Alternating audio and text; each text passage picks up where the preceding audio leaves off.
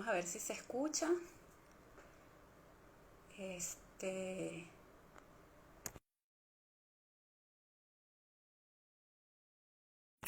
ya, exacto. Para ver si alguien, que es los que se están conectando, me pueden decir si se escucha. A ver. Este, ¿Cómo están? El live que voy a hacer hoy, bueno, para los que no saben muy bien, los que se están conectando, yo soy médico egresada de la Universidad Central de Venezuela, especialista en medicina física y rehabilitación y investigando y viendo ciertos trabajos que han publicado durante esta pandemia, sobre todo en China y en Irak. He visto que esos trabajos, la gran mayoría, están relacionados con la depresión y ansiedad en médicos diagnosticados con COVID-19. No solamente médicos, sino también en el personal de salud como tal. Entonces, me parece muy importante porque ellos se van a los porcentajes y dicen que del 100% de esa población de médicos o personal de enfermería que fueron diagnosticados con COVID-19, el 90% presentó ansiedad y depresión, inclusive después de haber padecido el COVID, no querían seguir ejerciendo hasta tanto no les dieran una alternativa para no volver a infectarse o contagiar a sus familiares. Entonces, para mejorar, para completar este live, voy a invitar a dos médicos egresadas igualmente de la Universidad Central de Venezuela, que es la doctora Tatiana Muñoz, que es psiquiatra, especialista en psiquiatría, y la doctora Delcy Suárez, que es especialista en anestesiología. Entonces, bueno, vamos a invitarlas.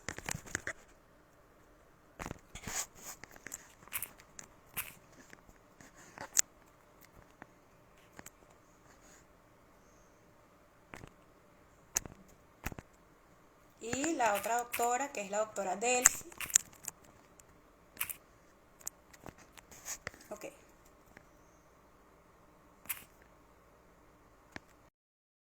Conectan.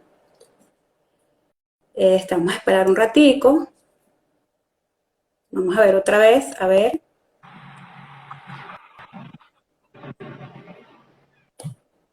Hola Delcy, ¿cómo estás? Hola, Yuldrika. Gracias por ¿Cómo la te va? invitación. Bien, bien. Aquí Bueno, déjame esperando. ver si puedo. ¿Cómo está tu familia? Chévere. Sí, chévere. Mi hijo está allá Ay, afuera qué porque quería estar metido aquí, pero es muy... tu bebé. Mira, Delcy, déjame ver lo de Tatiana, a ver si la puedo invitar. A ver, ya, espérate un momentito.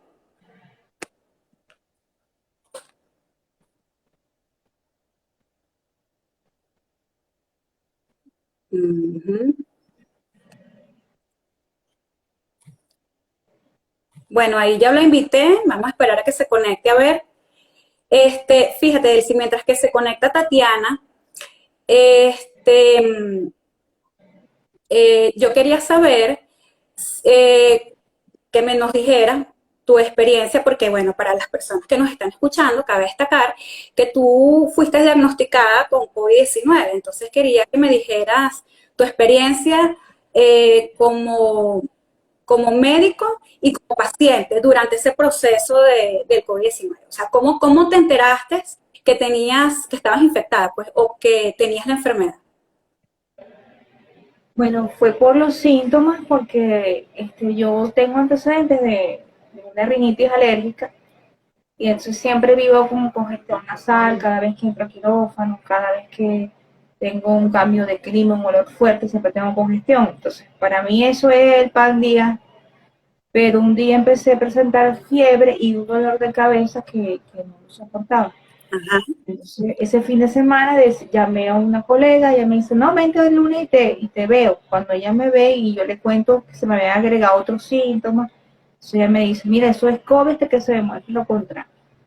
Entonces me mandó un tratamiento sintomático y me dijo, me citó para hacerme la prueba rápida como el día viernes, que me salió negativa. Después me citaron para cuando ya tenía 7 días para hacerme el PCR, que es el hisopado nasofaríngeo, y después ahí ese resultado fue el que me dijo que tenía COVID. El resultado me O, llegó como 15 días después. fíjate, aquí ya nos conectamos con Tatiana. Hola, Tatiana, ¿nos escuchas? Sí, perfecto. Hola, buenas noches. ¿Cómo Chévere. están? Bien, mira Tatiana, un resumito aquí, antes de que te conectaras, yo estaba hablando con la doctora Delcy, que ella fue diagnosticada con COVID-19, ella nos está relatando cómo fue que se enteró que tenía COVID. Entonces, vamos a continuar con Delcy. Fíjate, Delcy, la doctora, dijiste que te vio fue una especialista en epidemiología, un médico epidemiólogo, ¿cierto? Un médico epidemiólogo en el hospital donde yo trabajo. Ok. Yo había trabajado esa semana y ella me citó, yo la llamé por teléfono y me fui para allá y me vio en el hospital. Ella es la epidemióloga y también médico ocupacional. Ok, y ella te indicó algún tratamiento para Sí, eso. al principio me indicó para la fiebre acetaminofén y paracetamol, me indicó vitaminas, vitamina D, ácido fólico, me mandó a hacer una hematología y me citó por lo menos para hacerme el PCR después. Me dijo que ella había tenido buenos resultados con ivermectina y me la indicó, Ujú. porque ivermectina que mandaban a las 48 horas. Ok, Entonces, fíjate. Otra pregunta. El tratamiento que ella te indicó, ¿te lo facilitó los centros de salud donde tú trabajabas? Porque también hay que recordarle aquí a las personas que están conectadas que nosotros aquí en Venezuela, los médicos, tanto los médicos como las enfermeras, trabajamos tanto en centro de salud público como privado. Creo que a Delcy se le fue la señal. Vamos a esperar Creo. a ver. Sí, como que se le fue la señal. Ah, bien. Fíjate, si estaba diciendo antes de que se te Ya. fuera la señal, que cabe destacar que los médicos y las enfermeras trabajamos tanto en centros públicos como privados. Entonces, lo que quería saber era si el tratamiento, como que se fue. Déjame volverle a invitar a ver. Ya, espérate. Ok. Ajá.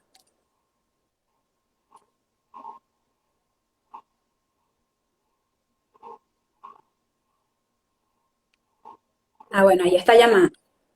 Vamos a ver qué dice ella. No he movido mucho.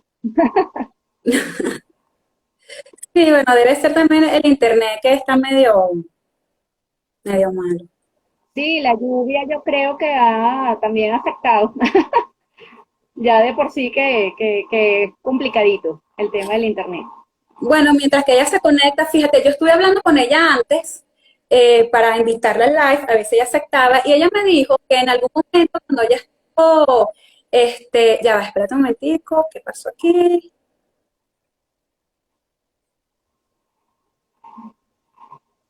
Ya va, no, ajá. Ella me dijo que en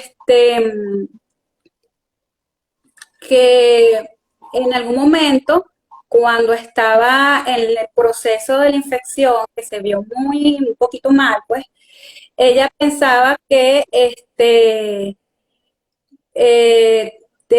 se iba a fallecer, pues tenía esos pensamientos de ansiedad de que ella iba a morir y estaba pendiente porque ella tiene una familia, tiene un niño pequeño y ella no sabía qué hacer en ese caso. Entonces ella dice que ella no entiende por qué tenía esos pensamientos, pero fue en ese momento y que después, cuando ella empezó a mejorar, esos pensamientos, ya va, déjame ver un momentico. Ok, ya se está uniendo ahorita. Y que con esos pensamientos ella no entendía el por qué. Bueno, ya va, vamos a esperar a ver. Ajá, cuéntanos, Delcy. Una vez el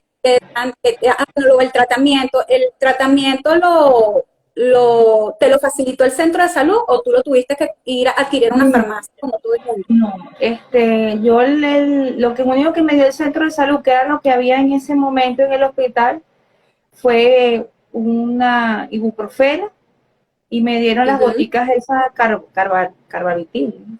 Esas goticas que la doctora, la epidemióloga, no me dijo que, bueno, que ella tenía muy poca experiencia con eso, pero que bueno, que no estaba de más usarlo porque era algo natural. Si lo quería usar, que lo usara y que me iba a ayudar mucho para relajarme porque a veces que podía presentar trastornos del sueño. Yo en ese momento, los primeros días no tuve trastornos del sueño, pero, y más nada, porque la ivermectina la compré yo, las vitaminas, todo eso lo compré yo. Pero sí me dieron lo que Todo lo había, pues es que en los hospitales no hay nada. exacto. No hay. Y económicamente, porque me imagino que te mandaron los exámenes, tú estuviste pasando conmigo que te mandaron a hacer como un TAC, ¿no? Sí, ellos Una, mira, fue así. Por lo menos la epidemióloga fue muy conservadora. Lo que me explicó siempre la primera semana era que cada síntoma se iba atacando. O sea, no era que íbamos a poner tratamiento antibiótico ni nada, sino que íbamos viendo cómo iba evolucionando. O sea, por lo menos la primera ujú, hematología salió normal, con la fórmula normal, con tendencia a los linfocitos. Me dijo, es algo viral, vamos a esperar el PCR. Después de eso, ella me dijo, ten pendiente por ahí porque si tienes algún otro síntoma me llamas y yo te hago otro examen. Yo no tuve más síntomas, sino solo dolor de cabeza insoportable que no me podía ni parar de la cama, cansancio, dolor en los huesos, dolor en todos lados que yo pensé que era dengue. La volví a llamar y le dije, mira, yo creo que eso es un dengue porque la fiebre no me daba fiebre de 38, sino de 37,5, pero no llegaba a 38, pero yo me sentía acalorada, me dolían las articulaciones y yo juraba que era dengue. Me volvió a hacer una hematología, igual, viral, no sé qué. Quédate tranquila, me decía ella, espera. Me mandó como al día 7 o 8, empecé yo con un goteo postnasal, entonces fue cuando ella me indicó la citromicina por 5 días y me dijo que o de cualquier cosa la observara. Me indicó la dexametasona en ese momento, pero yo como médico o sea, automediqué, dije, no, yo no me voy a poner a hacer dexametasona, voy a esperar, porque si es algo viral, si yo tenía como la esperanza de que no fuera dengue, que fuera otra cosa, que fuera una mononucleosis, que fuera otra, no fuera COVID, pero el dolor de cabeza nunca se me quitó, siempre estuvo el dolor de cabeza que llegué a tener hasta, ¿cómo se llama? Fotofobia, llegué a tener que los ruidos me molestaban, que yo lo que quería estar ahí como en oscuridad. Y ahí fue cuando como que fue el declive que me sentí así como le dije a Julica, que pensaba que me iba a morir, que si será que yo tengo una neumonía y no me voy a dar cuenta, será que me tomo el antibiótico. Llamo a otro doctor, a otro colega infectólogo, y entonces ya me puso la cabeza más grande, me dice que me tengo que hacer un ataque de toda esa, pero es que yo no siento nada en el pecho, o sea, yo no sentía dolor en el pecho, no sentía nada de dificultad para respirar, solamente el cansancio, que si me paraba para el baño me sentía como fatigada y quería estar durmiendo todo el rato, pero no dormía porque estaba como que quería estar encerrada. Esa semana también pasó que muchos compañeros, porque yo me enfermé justo en la semana que hubo el pico ese fuerte, que fue Semana Santa. ¿Se acuerdan cuando ujú, pusieron la cuarentena fuerte? Y sí, como que vieron como 6 médicos, entonces yo veía por las redes, mira, fulanito está enfermo, está hospitalizado en la viña, se está pidiendo real para hacerse los exámenes. Entonces yo decía, mira, pero hacerme los exámenes, y si no tengo dengue, si no tengo COVID, decía yo todavía dentro de como que mi negación. Cuando me llega me dice la epidemióloga, eso es COVID, de todas maneras, ven para examinarte. Yo fui, ella no me encontró nada pulmonar, me dijo que me quedara tranquila, la saturación estaba bien. Sin embargo, yo como estaba con el temor, me fui para un CDI que estaba ahí en Mariana, que atienden pacientes COVID, y me atendieron. Pues yo no me voy a quejar porque dentro de todo me reconocieron unos residentes, ven acá, doctor, me atendieron rápido, me hicieron la placa, me examinó el doctor, pero cuando yo vi que uno veía varios, no, aquí varios colegas suyos enfermos y unos ahí, yo, ay Dios, entonces como que me entró el estrés de que pensaba que podía tener una neumonía y como, no sé si es que yo decía como médico, tenía como una dualidad, Cónchale, una neumonía no se instala de un día para otro. O sea, tú tienes que sentir algo, aunque sea un dolorcito en el pecho, una tos con expectoración. Y por otro lado, tú escuchabas que no, que el fulanito estaba bien y de repente se cayó desmayado y tiene una neumonía bilateral. Entonces yo decía, cónchale, yo seré que, y si no, si voy al médico y si me tomo otro antibiótico y empeoro, si me tomo levofloxacina, lo que me mandaban, pues, porque llamaba a otro médico, me decía, tómate levofloxacina, que eso es lo que están mandando. Hazte una tomografía, que eso fue como en el día 10 y que fue cuando, fue como una recaída que tuve, que me sentí mal, que me vieron ahí en ese CDI. Y claro, ya no me dieron tratamiento, solamente me dijeron, clínicamente no estás de criterio de hospitalización, quédate en tu casa. Y bueno, ahí fue cuando vi a una de las colegas de la misma edad que yo, traumatólogo, que sale con la máscara de oxígeno en malas condiciones, y ahí fue como que yo me quebranté y me puse mal, pues porque dije, no, una mujer joven como yo, que no tiene factores de riesgo, se va a enfermar y se va a poner tan mal. Yo me asusté. Entonces pensaba, eso, ¿será que si voy y me hago los exámenes y si no tengo nada y gasto ese dinero y me hace falta para otro? Y el temor de contagiar a mi esposo, contagiar a mi hijo. Sí, eso mismo te iba a preguntar, ¿cómo impactó eso en tu vida familiar, en tu núcleo familiar? Y también en tu ejercicio de la profesión, porque me imagino que te mandaron reposo y tú dejaste de trabajar. ¿Cómo fue eso? Sí. Bueno, la ventaja, yo digo que, bueno, no me voy a quejar en mi hospital porque mi hospital allá en Huascana, de verdad que el personal directivo y se portó muy bien y se ha portado bien con todos los médicos que nos hemos enfermado de COVID, ¿no? Porque sí, somos bastantes, ¿no? No es que somos pocos. Entonces ellos me dieron mi reposo, no me pidieron que tenía que, o sea, tranquilo, me dieron lo que tenía en el hospital, me dijeron que cualquier cosa avisara, porque ahí no manejamos pacientes con COVID. Y no tuve problemas en eso. En la parte privada, sí, yo por responsabilidad le dije en la clínica donde trabajo que no iba a asistir porque estaba en caso sospechoso de COVID y bueno, para proteger a los demás compañeros.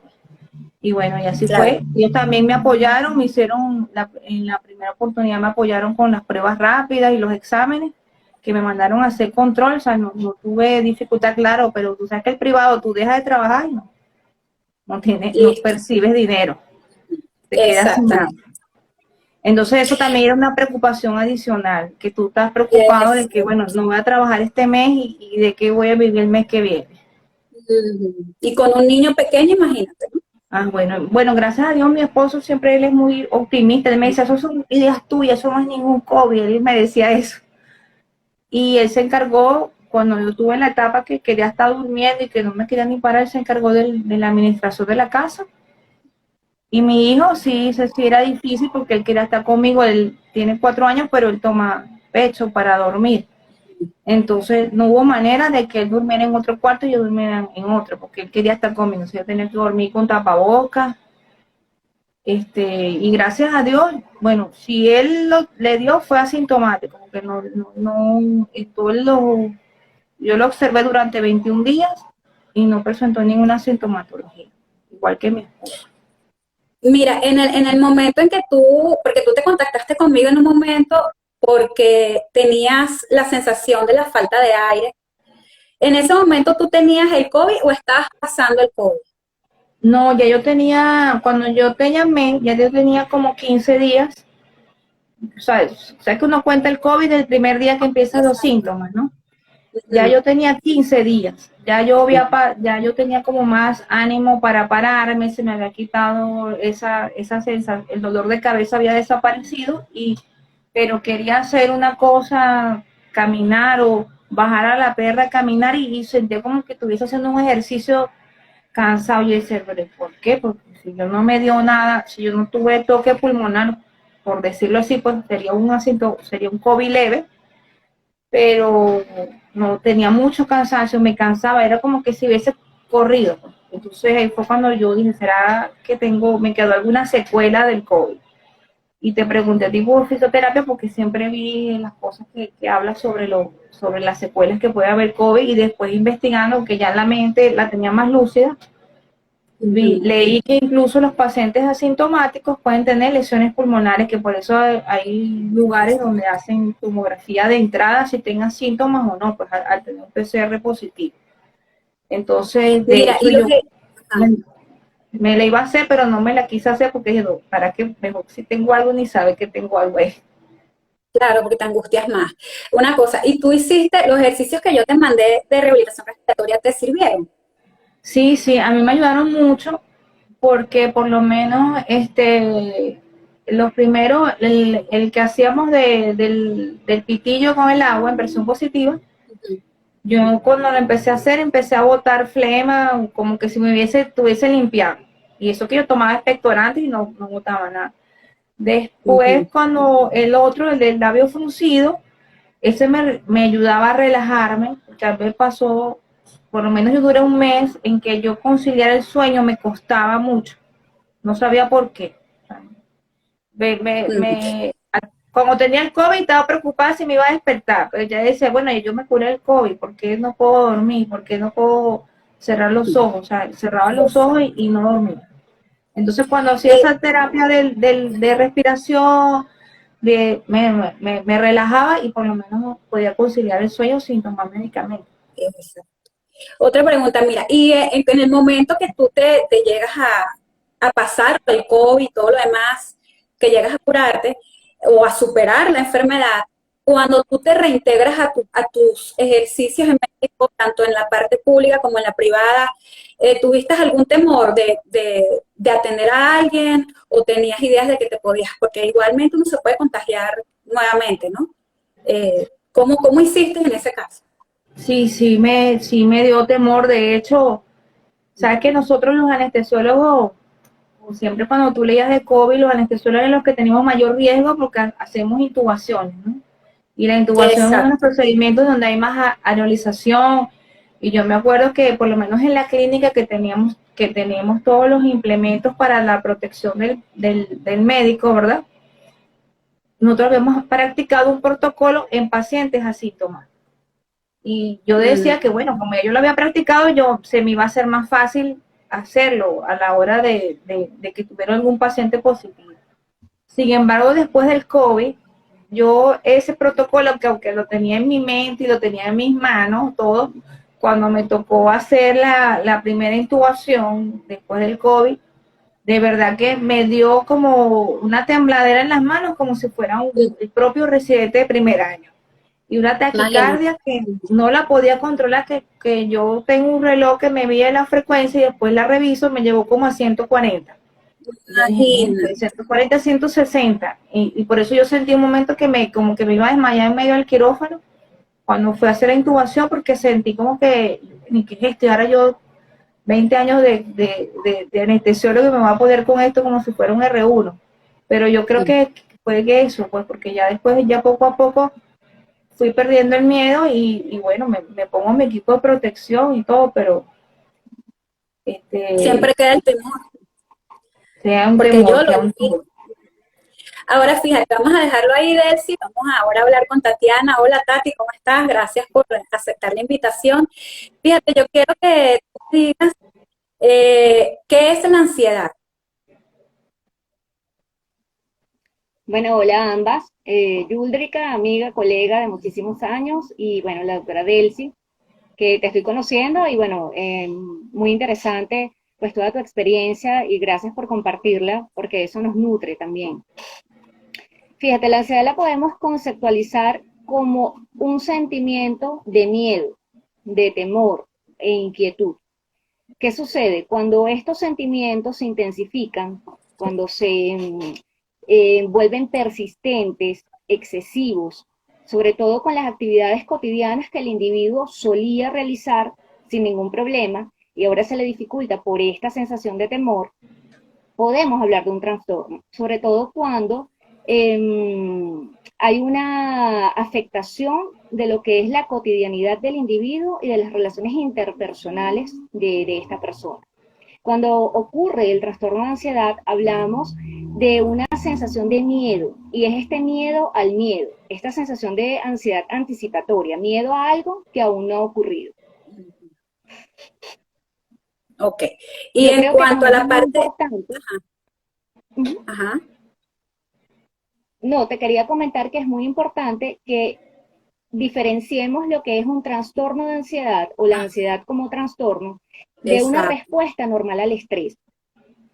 Porque ciertamente, aunque en estos tiempos actuales hay una apertura a la salud mental, a hablar de la enfermedad mental, normalizar la enfermedad mental en nuestro ámbito, asimismo también puede haber un sobrediagnóstico. Una persona que experimenta un estado de ansiedad ante un evento aversivo, un estímulo estresante, no puede categorizarse como un trastorno, es una reacción al estrés. Un individuo que está sometido a una situación de peligro, una situación amenazante, va a desencadenar una respuesta fisiológica, taquicardia, sudoración, sensación de angustia, y va a responder. Esto sirve, la función de esta alarma es que el individuo se active y pueda responder a esta amenaza, ya sea confrontándola o con esta sensación de huida. Por ejemplo, si una persona está en la selva y hay un león, si la persona no experimenta esta sensación de miedo, de temor, probablemente se queda allí parado y el león se lo come. Ahora bien, si se activa pues toda esta respuesta fisiológica, se activa esta señal de alarma que le dice a nuestro cerebro, que es nuestra base de operaciones, mira, estás en peligro, pues esta persona va a poder reaccionar, va a poder correr, gritar, pedir ayuda. No sé si se lo como o no el león, pero por lo menos reacciona ante la situación amenazada. exacto. En cuanto a la depresión, Tatiana, ¿qué es la depresión? La depresión es una enfermedad médica y eso es muy importante tenerlo claro. Es una enfermedad médica, es una enfermedad clínica severa. Es una enfermedad que obedece, es multifactorial, así como lo es también la ansiedad o los trastornos de ansiedad. Son enfermedades multifactoriales que obedecen a elementos genéticos, biológicos y químicos de nuestro cerebro. Todo tiene que ver con nuestro cerebro, con nuestro sistema nervioso central. La depresión es una enfermedad que afecta, en la última estadística, aproximadamente 350 millones de personas en el mundo. Entonces es una Imagínate. enfermedad de alto impacto, sí, de Exacto. alto impacto socioeconómico, porque es una enfermedad que puede llegar a ser incapacitante si Ujú, el individuo no recibe el tratamiento adecuado. Es una exacto. enfermedad que sin el tratamiento adecuado, sí, la evolución es grave. La evolución no es buena si no recibe la terapia que corresponde. Ajá, fíjate. Y entonces, para más o menos a grosso modo que digas los síntomas de la ansiedad y síntomas de la depresión, porque fíjate, hay veces en que y todos hemos pasado por eso, cuando tú tienes un problema así como tú dices, cuando la persona se enfrenta a un problema que no lo puede solucionar en el momento, ya sea por una enfermedad o ya sea por algo personal, la persona empieza, si no lo sabe llevar bien, empieza a presentar, por ejemplo, pérdida de peso, insomnio, caída del cabello, etcétera. Entonces, cuando caen en el fondo, es que se dan cuenta, así como dijo la doctora Delcy, me di cuenta que algo me estaba pasando. ¿Ves? Entonces yo quiero que tú digas, más o menos a grosso modo, los síntomas de la ansiedad y los síntomas de la depresión. Fíjate, no hay un solo tipo de ansiedad o de trastorno de ansiedad o un solo tipo de trastorno depresivo. Uh -huh. Cada uno de estos trastornos está categorizado en diferentes trastornos a su vez. Y por supuesto, dependiendo del tipo de trastorno, pues hay una sintomatología. Pero a grosso modo, en general, cuando hablamos de trastornos de ansiedad, Uh -huh. el común denominador de todos los trastornos de ansiedad es la crisis de angustia. La crisis de angustia se caracteriza por episodios de taquicardia, que son estas palpitaciones que el paciente siente que tiene el corazón acelerado, que tiene el pulso acelerado, taquipnea, que es este aumento de la frecuencia respiratoria, hay una hiperhidrosis o una sudoración profusa, puede haber temblor, escalofríos, el paciente puede experimentar sensación de muerte, sensación de que se va a morir. Uh -huh. El paciente experimenta algo que se llama desrealización, y es cuando ese paciente te manifiesta que siente una rareza en el ambiente, que te dice el ambiente lo siento extraño, como que es raro donde estoy. O una sensación de despersonalización, donde el paciente lo que te manifiesta es que se siente como si no fuese sí mismo, como si no fuese él, como que si estuviese como desdoblado, como estas personas Exacto. que te manifiesten como un viaje astral. Ay, mira, como que estoy separado de mi cuerpo. Eso es una sintomatología muy frecuente. Esta opresión en el pecho, como un dolor torácico, el paciente puede experimentar náuseas, el paciente puede perder el equilibrio, puede inclusive haber un desmayo, ¿ok? Este, puede, es muy importante, estar presente o no la agorafobia. La agorafobia es este miedo a los espacios abiertos, Mm, pero incluye otras fobias. Entonces, es toda esta situación que el paciente percibe como amenazante para su seguridad. Es cuando el paciente siente que va a estar en una situación en la que no va a recibir ayuda o que puede estar en peligro. Por ejemplo, entrar en un elevador y quedarse encerrado, que es lo que ujú. todos conocemos como claustrofobia, forma parte de este grupo, caminar por un puente, estar en una multitud. Entonces el paciente tiende a aislarse, a quedarse en casa, que es el lugar que identifica como más seguro por pues, la presencia de. No está en todos los casos, pero puede estar. Un síntoma también muy importante es cuando el paciente te manifiesta que siente miedo a perder el control sobre sí mismo, Ujú. este miedo al autocontrol y miedo por ende a perder la razón, porque al experimentar todos estos síntomas que no son fáciles de manejar, pues el paciente puede pensar que está perdiendo justamente pues el juicio, la razón. Imagínate. Esto con respecto a la ansiedad. Ajá. Y Me preguntabas también por la de la depresión, ¿no? depresión, exacto. Ok, la depresión igual, más o menos en la misma onda de la ansiedad, en el sentido que no hay un solo tipo de depresión, hay distintas categorías y cada tipo de depresión tiene una sintomatología y una intensidad. Pero, a modo general, un paciente depresivo va a tener una cantidad de síntomas que deben estar presentes por un periodo de tiempo.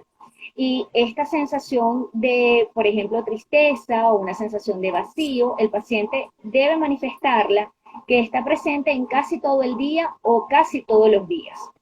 ¿Ok? Y hago hincapié en este punto porque también es muy importante diferenciar lo que es una depresión como patología a sentirse triste. Depresión es Exacto. sentirse triste ocasionalmente ante una situación, bueno, determinada.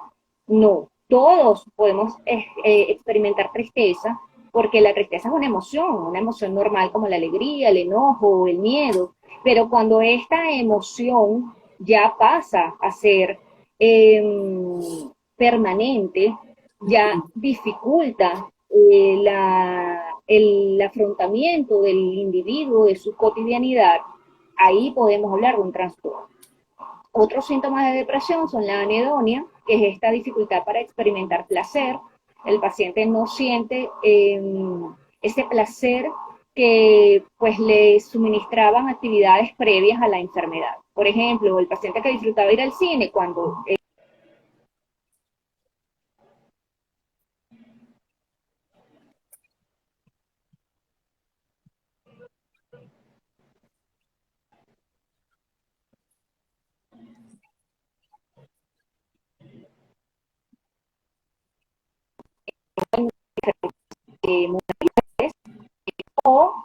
hay casos en los que más bien está lo contrario, una hipersomnia, el paciente está somnoliento durante todo el día y esta hipersomnia no obedece a un tratamiento.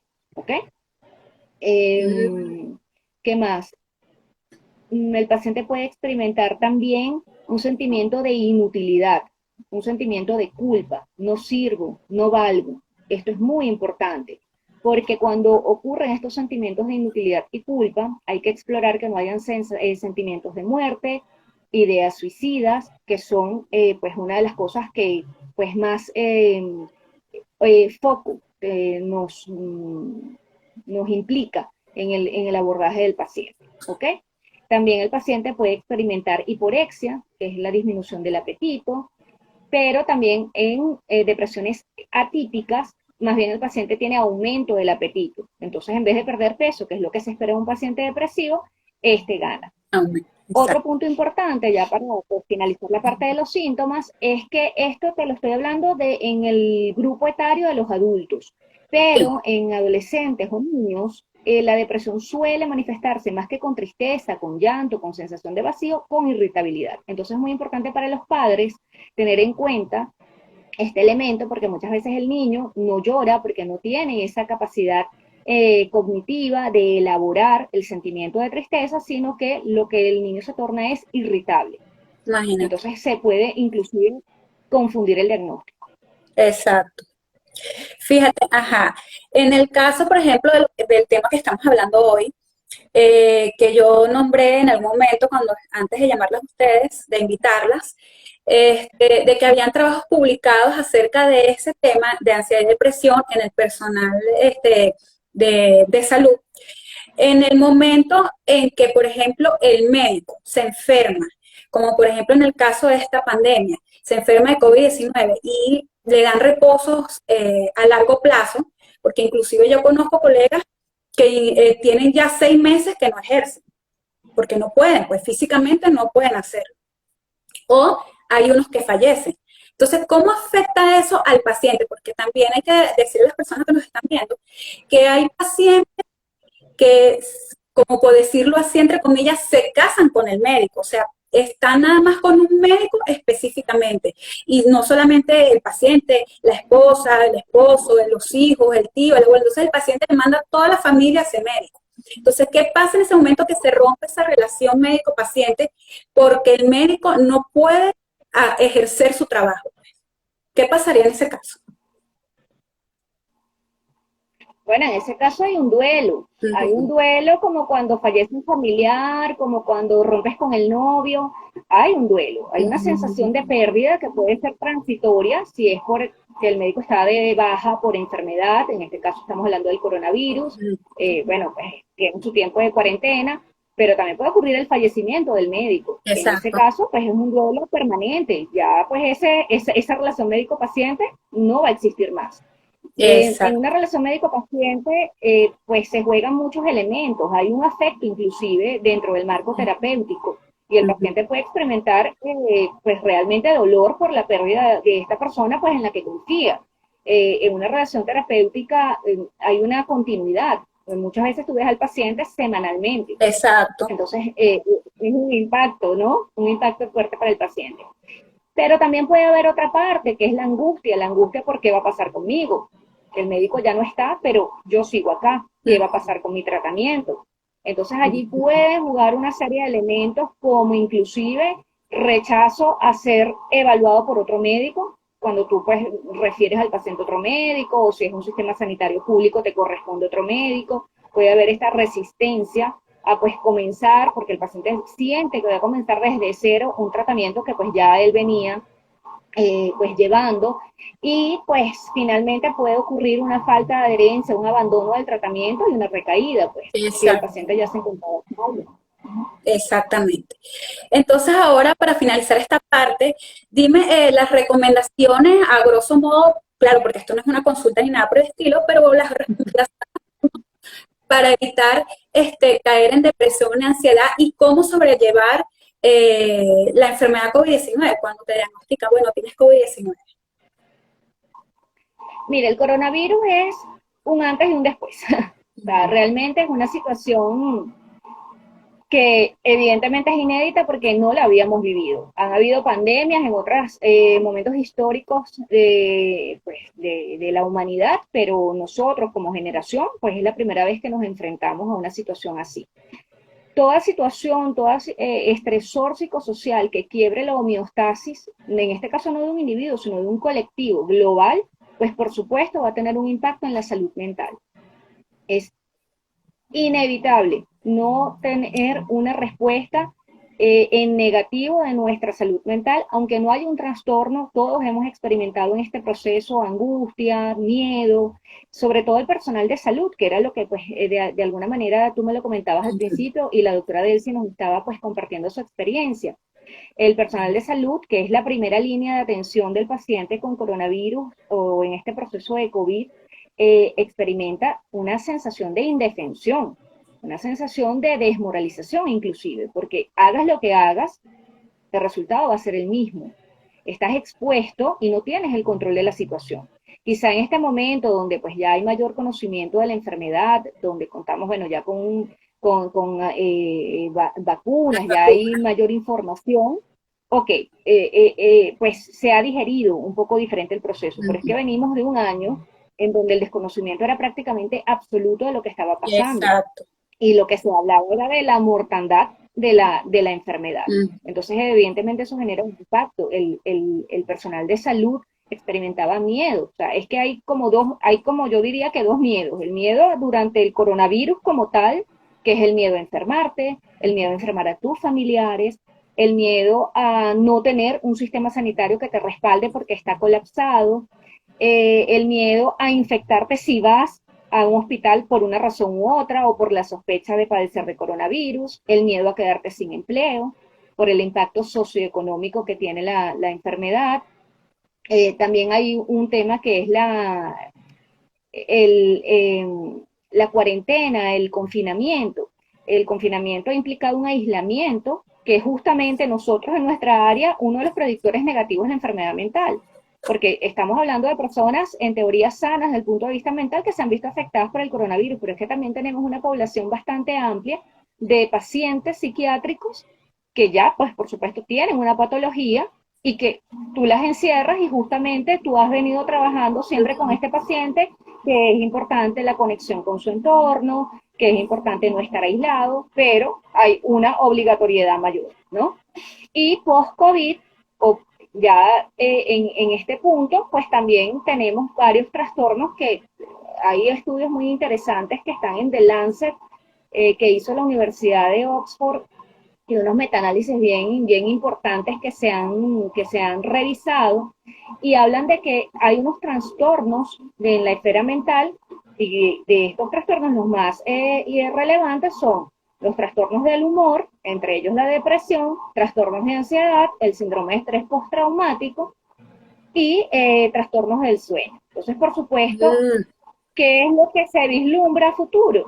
Que va a haber aproximadamente más o menos un aumento del 20% de la enfermedad mental, claro, y que va a haber una pandemia psiquiátrica. Es decir, que van a haber enfermedades que van a quedar allí como secuela y que pues es importante estar preparado para ese escenario para poder brindar las herramientas, bueno, que estén a nuestro alcance para poder sobrellevar pues estas secuelas que son pues bien importante. Me hablabas de recomendaciones y por supuesto todo hábito o rutina saludable que te ayude a combatir el estrés es bienvenida. Tienes que tener rutinas, horarios. El confinamiento, quizá ahorita ya en este punto, muchas latitudes están ya en temporada post-COVID.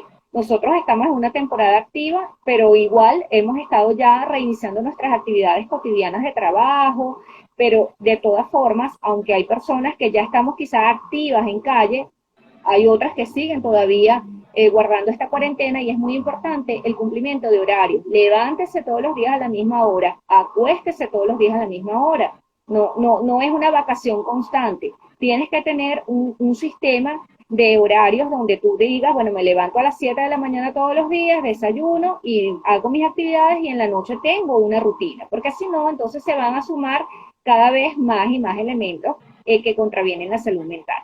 La alimentación es fundamental, una alimentación balanceada, una alimentación que nos ayuda a aumentar esos niveles de triptófano, que es ese aminoácido que disminuye cuando tenemos pacientes depresivos. Estamos hablando de carnes magras, huevos, estamos hablando de frutos secos, almendras, chocolate, el chocolate oscuro, ¿ok? Son alimentos que nos ayudan, pues justamente a elevar, como te digo, este aminoácido que también actúa en la glándula pineal, libera la melatonina, que es la que regula el ciclo sueño-vigilia. Meditación, no, obviamente no queremos todos yogis porque, bueno, cada quien tendrá sus inclinaciones personales, pero la meditación es una estrategia que independientemente de que usted no sea un yogi profesional, es una meditación que te permite llegar a unos niveles de relajación más profundos y eso pues ayuda pues también a manejar los niveles de ansiedad. Puedes acompañar todo esto con aromaterapia, con musicoterapia, son estrategias para pues mejorar pues ese microambiente, porque aunque la situación afuera pueda ser amenazante, pues tú puedes procurar un microambiente más sano que te permita pues un mejor control de tus emociones. ¿Qué otras cosas se pueden hacer? Por supuesto, una red de apoyo. Si vives solo, pues bueno, mira, existe pues la tecnología, existen también redes ya más formales para pues ayuda psicológica y psiquiátrica a través de pues números telefónicos que han estado disponibles por toda La en el caso de cuarentena. Venezuela, por la Sociedad Venezolana de Ajá. Psiquiatría, sí. Si tienes familiares, pues bueno, nada, compartir con tus familiares, si tienes la posibilidad de compartir con un amigo, pues también esas conexiones humanas son necesarias para la salud mental, hacer ejercicio, mantenerte activo, ¿ok? Porque de esta manera, pues tú también liberas de estos neurotransmisores, porque les hablaba al principio que la base de todos estos trastornos es biológica, la base de operaciones es el cerebro, y todo funciona a nivel de neurotransmisores, que sabemos que son estas sustancias químicas que llevan la información entre las neuronas y con los músculos y con las glándulas. Y pues se activa toda esta cascada de sistema neuroendocrino, sistema inmunológico y una respuesta inflamatoria subsecuente que es la que se ha relacionado con estos problemas de salud mental. Entonces hay que procurar pues liberar neurotransmisores en positivo, oxitocina, dopamina, serotonina, ¿a través de qué? De la meditación, del ejercicio, una alimentación sana, abrace, si tiene alguien en casa, practique el abrazo, practique el pensamiento positivo. Ujú. Y cuando digo lo del pensamiento positivo, ojo con esto, porque ahorita hay como una cadena mediática para el positivismo que muchas veces más bien le llena de angustia al paciente, pero el paciente se siente como que tengo que ser positivo, juro. No, se trata un poco de tener una actitud positiva con base a la selección de pensamientos que te permitan ver el vaso medio lleno, sin perder el contexto de realidad en el que estamos y sin perder la empatía por el otro, porque muchas veces hay que entender que el otro tiene una situación problema, pero podemos siempre elegir una actitud resiliente que nos permita justamente tomar mejores decisiones y saber que podemos encontrar herramientas que nos permitan afrontar las situaciones problemas. Y lo más importante, ya para finalizar esta parte, hay muchísimas opciones, tomar sol, contacto con la naturaleza, también desarrollar metas propias. De repente a veces sentimos, bueno, estamos así como sin propósito. Entonces, bueno, idear cuál es mi propósito. Muchos pacientes se han involucrado en causas sociales, en voluntariados, y eso les da un propósito, les da una meta, y eso es positivo para la psique. Pero lo más importante es que si el paciente, usted experimenta, se siente identificado con los síntomas de depresión o ansiedad, consulte a su médico, consulte a un profesional de la salud calificado, porque aunque todas estas actividades y recomendaciones son pues en positivo, necesitas el acompañamiento de un especialista. Exactamente. Bueno, Delcy, ¿qué puedes concluir tú de la experiencia que tuviste como médico? O sea, que pasaste de médico a paciente, ¿qué concluyes tú y qué recomendaciones das para tus colegas o para los colegas? Bueno, muy buena la explicación que dio la doctora.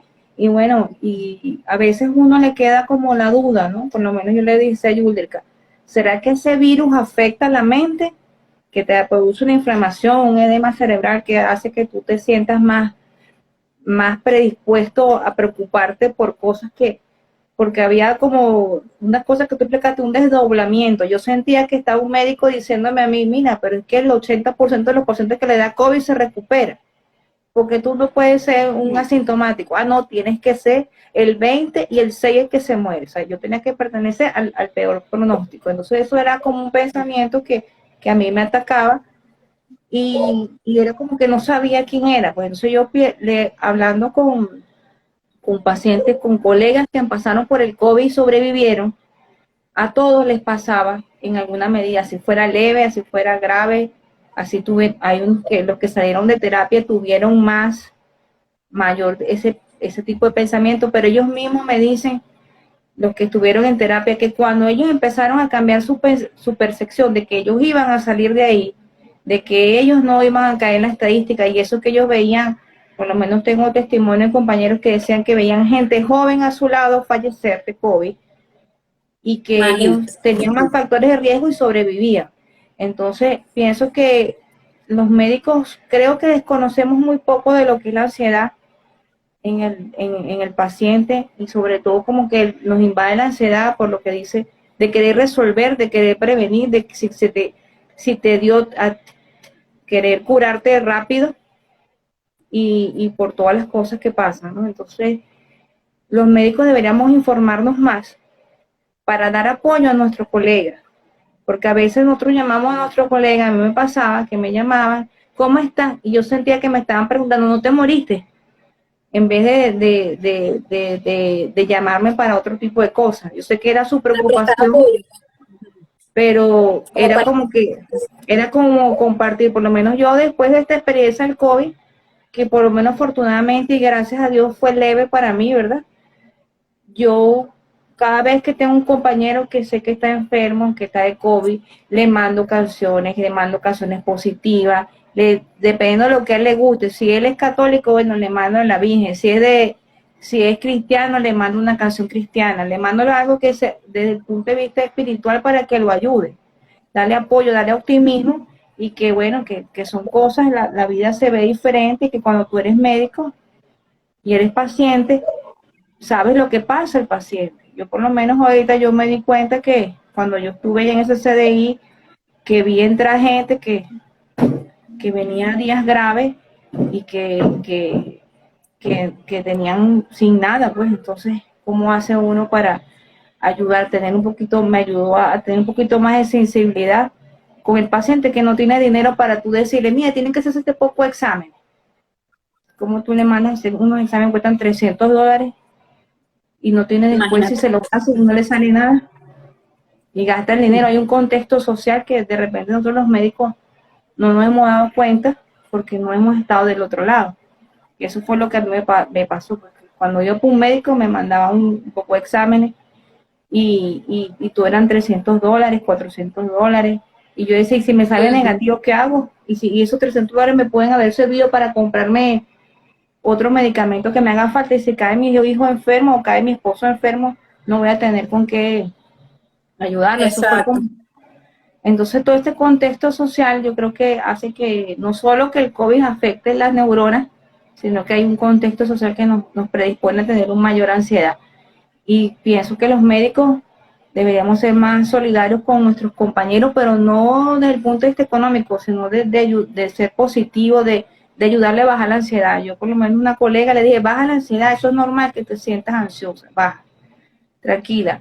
Vamos a ver que conseguimos los antibióticos, te vamos a ayudar, tal y tal, así, a tratar de ayudarlo que esa ansiedad no lo domine, porque es difícil para uno estar en el contexto Sí, del paciente. es que en realidad es difícil pasar de médico a paciente y es más difícil, no solamente porque, ay, si eres médico o enfermero, en el caso del médico, porque sabes exactamente la historia natural de la enfermedad y no se aplica solamente al COVID, también se aplica a otros tipos de enfermedades crónicas, como por ejemplo el cáncer, ¿no? Entonces ya tú sabes la historia natural de la enfermedad y sabes el porcentaje y tú no sabes al tú padecer la patología, tú no sabes en qué porcentaje estás. Si estás en el porcentaje de las personas que se van a curar, si estás en el porcentaje de las personas que van a quedar con secuelas, o si estás en el porcentaje de personas que van a fallecer. Y eso crea más angustia todavía. ¿Ves? Eso es difícil. Pasar de ser a médico a paciente es bien, bien difícil. Bueno, para finalizar, yo también quiero dar como especie una conclusión que quede claro con este live, que también lo voy a dejar en mi Instagram, que bueno, que los médicos también nos enfermamos y que también somos vulnerables. Y todo el personal de salud que por sí es vulnerable y tiene un porcentaje alto con respecto a otras personas por el mismo ejercicio de la profesión, ¿no? Y además de eso, que para poder atender a un paciente, el médico tiene que estar sano, no solamente en la parte física, sino también en la parte mental. Tiene que estar totalmente sano para poder resolver el problema del paciente, para poder pensar claramente, para poder diagnosticar, para poder examinar. Porque un médico enfermo no puede atender a un paciente enfermo. Eso es, claramente no se puede. Y que también eso que estamos hablando, que estamos viviendo en la parte de la pandemia. Esta cuarentena ha afectado mucho la calidad de vida del personal de salud, no solamente aquí en Venezuela, a nivel mundial. O sea, y ha, de hecho, ha hecho que muchas personas dejen de ejercer. ¿Ves? Entonces, bueno, la idea de este live fue esa, eh, saber que, bueno, que nosotros también somos vulnerables y que, gracias a No Dios, bueno, somos ya superhéroes. sí, no No somos somos superhéroes superhéroes. y Porque padecemos, eso, exacto, yo odio ese like, ese meme, ay, gracias a los superhéroes, nos comparan con Superman. No, nosotros no somos Superman, no somos la Capitana Marvel, no somos nadie, somos humanos. somos humanos. Y Ni tenemos familia, y única. tenemos amigos, y todo lo demás. Claro, Exacto. Ujú.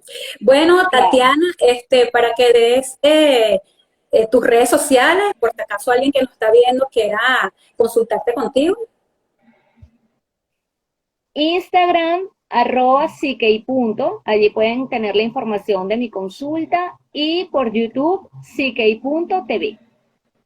Y Delcy, bueno, tú también aprovecha a ver, porque generalmente, bueno, por lo menos en mi profesión, en serio, en mi profesión, hay personas que buscan anestesiólogos para que les hagan infiltración.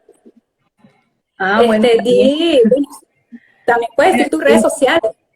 Bueno, yo la única red social que tengo ahorita activa es el Instagram y el Facebook, que lo activé desde que empezó la pandemia, y es Delcy Suárez, como mi nombre, @Delcy Suárez, así está en los dos, tanto en el Facebook como en Instagram. Y bueno, estamos a la orden como anestesiólogos, como apoyo psicológico, o sea, para dar mente positiva. Si alguien tiene COVID y quiere que le dé pensamientos positivos, me escriben y yo les mando lo que También, ellos quieren. también es Porque eso válido. es lo que nos tenemos que ayudar ahora. Exacto, apoyarnos unos a otros, exactamente.